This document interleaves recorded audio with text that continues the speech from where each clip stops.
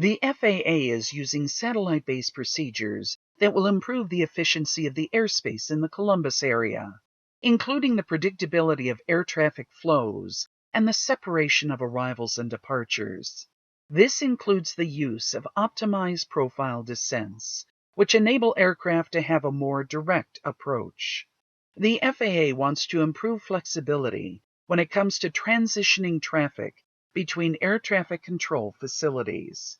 These improvements include an increased number of entry points to the Columbus airspace, including more available air traffic transitions and the overall number of paths leading into the airport. These changes will allow pilots and air traffic controllers to take full advantage of modern technology.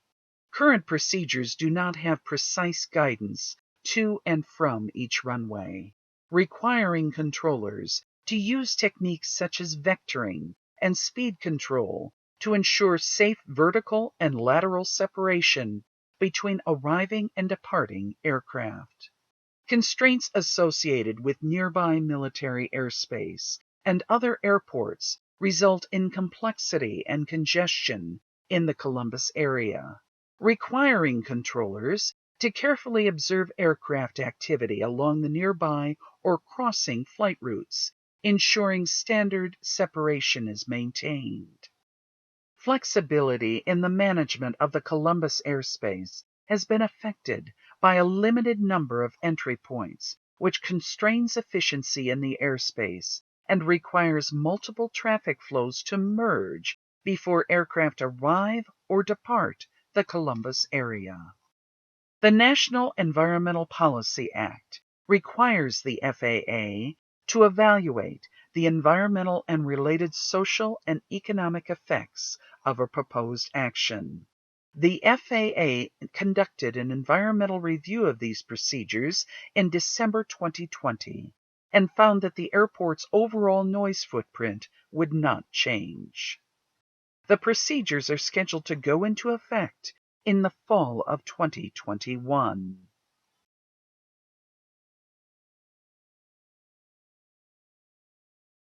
Changes include adapting the existing Gale 3 RNAV arrival for more predictable traffic patterns, which simplifies complexity for pilots and controllers.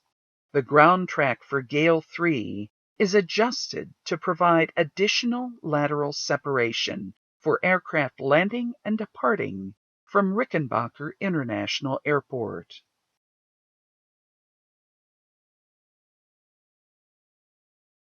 The existing Bremen 5 arrival was redesigned to minimize complexity for pilots and controllers. The Clipper arrival will improve arrivals from the east. SCRLT will bring in arrivals from the west. The proposed design allows Columbus sufficient time to blend and sequence the two arrival streams.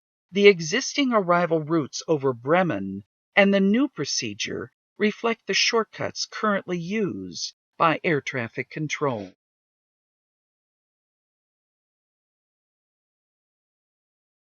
The existing Gunny 4 arrival ends near Mells, and aircraft are currently vectored to Columbus.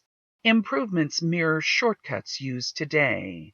By connecting the arrival procedures to the approaches, optimized profile descent can be used to reduce aircraft emissions.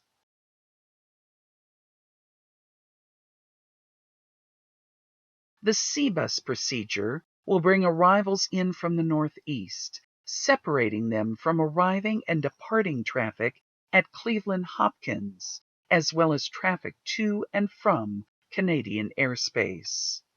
Traffic from this corner is much lower in volume.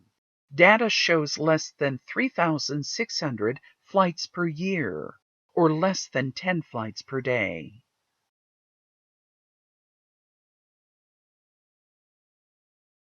The JAKTZ 1 arrival procedure provides a more direct route to Columbus, and published runway transitions for east flow operations will allow idle descents to be flown.